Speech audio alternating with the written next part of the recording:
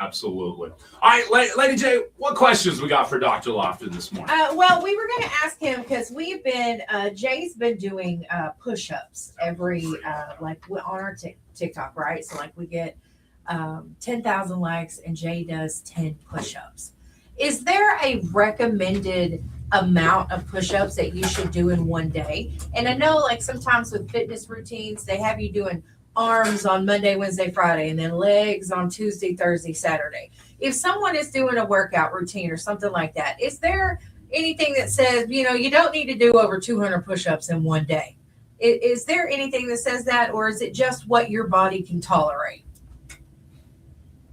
No, it's what your body can tolerate. And, if you're starting out as men, we generally think back to when we were young men and think we can do as much, and you can hurt yourself. But in general, I tell people to start low and work your way up.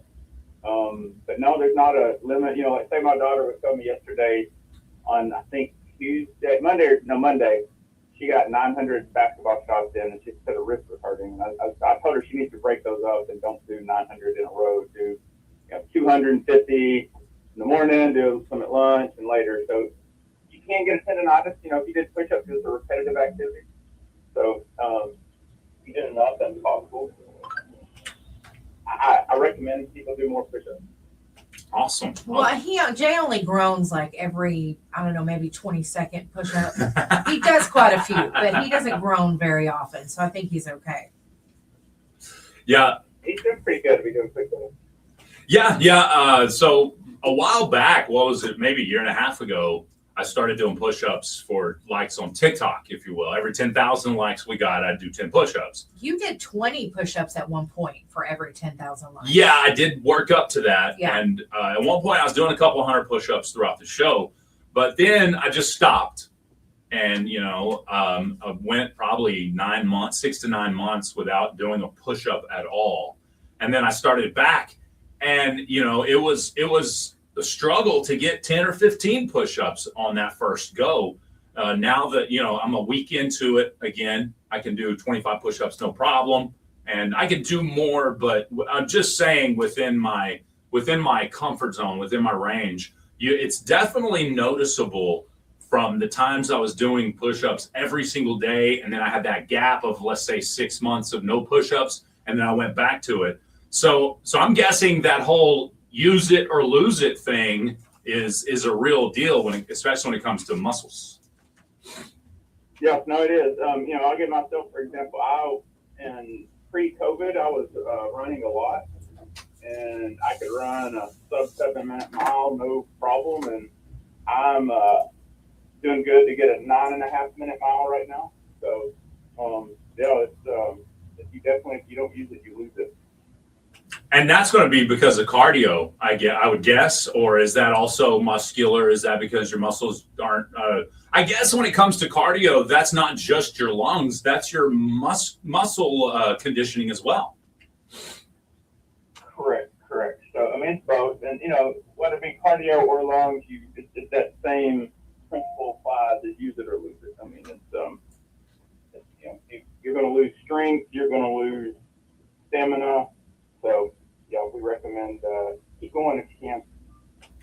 Awesome. Another question I had was, it just completely slipped my mind. Yes, here we go. A listener and I were talking about this last week. Say is it true that your body makeup or whatever changes as you get old in terms of being allergic to an antibiotic? I mean, is it possible for someone to have had an allergy to, let's just say, penicillin when they were 12 years old, and then now they're 55? Is it possible that they may no longer be allergic to that antibiotic? Because I've heard people say that, once you're allergic, you're always allergic. And then I've heard other people say, well, your body, your makeup changes a little bit, and it's possible that you wouldn't be allergic to that anymore. So what's most likely is the person never had a true allergy in the first place. So when you build up antibodies to something, you generally keep those unless you do something like immunotherapy. But it's thought that most people that were told as a child that they have a allergy to penicillin or say something like that, it was never a true allergy in the first place. Oh, okay. All right. Yeah, well, I mean, my entire family was allergic to penicillin, and I'm not. And I didn't take it until I was an adult. And the Okay. doctor was like, let's just try it. I was like, okay. So, I mean, and it was fine. It was the same thing with sulfa. I mean, I saw it was fine. Yeah. But, like both parents and both brothers had reactions to it, but I didn't. Oh, okay. So, I mean, anyway, but I've just heard, we've just had that, like maybe they're not allergic to it anymore. I know that I do have one brother who did have a bad reaction to penicillin, and then he took it 30 years later and he was okay. So I'm like, maybe you just got that one shot and you don't get to do it anymore. You can't take it a second time. Who knows? Well, yeah, and sometimes it's not so much allergy as it is a side effect, or maybe say maybe it's a rash. Well, the rash could have been from the virus and not the, what tends to happen is people start off not allergic to something, they can develop allergies later in life as well. We had somebody in the chat say I wasn't allergic to anything until I hit my 30s, and all of a sudden these allergies popped up. Yeah, I grew up eating, say, peaches and black-eyed peas. I developed an allergy sometime in college or medical school. Can't eat them anymore. Oh, Wow. I hate that. Peaches are so good They too. are so good. Yeah. I held off on eating purple whole peas because I assumed I'd be allergic, but one day I gave it a go and I can eat those. So that's my closest thing I get to black-eyed peas. That's good. That's good. I remember those purple hull peas. My grandfather had them out in the garden. We used to break those open all the time. Oh yeah. For sure. What else we got, Laney J? Well, those were the two questions that I had, and I'm glad that I asked because it's just sometimes with those antibiotics, it's curious. And then, like he pointed out, sometimes it's just a side effect and not an actual allergic reaction. So I like that because usually when you go to the doctor and they ask you about your drug allergies or whatever, they ask you what your reaction was or like what happened that made you think that you were allergic to it. So anyway, that's good. I like that.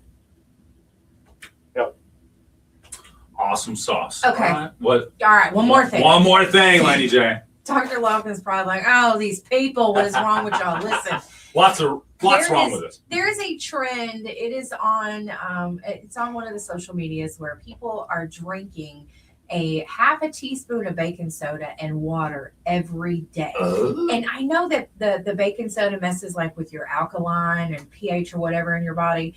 Is it really okay to be drinking baking soda and water every day? I'd be careful. God created our bodies to maintain homeostasis pretty accurately. And so when you start doing some things like that, you can throw it off a little bit. So be careful. I'm not going to say you can't do it, but, it depends on how much.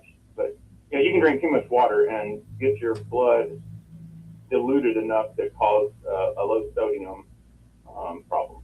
So.